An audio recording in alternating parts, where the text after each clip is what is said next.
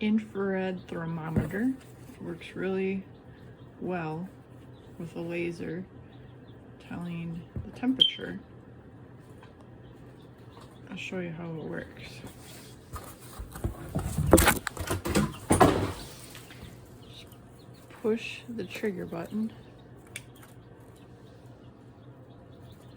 So I'm just hitting a chick at 98. That's the top of this is 107. Wherever I hit the light itself, 98 right on the edge,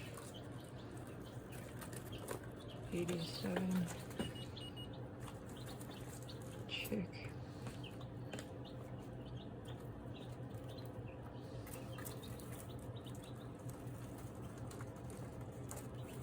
So you can tell the body temperature or surface temperature.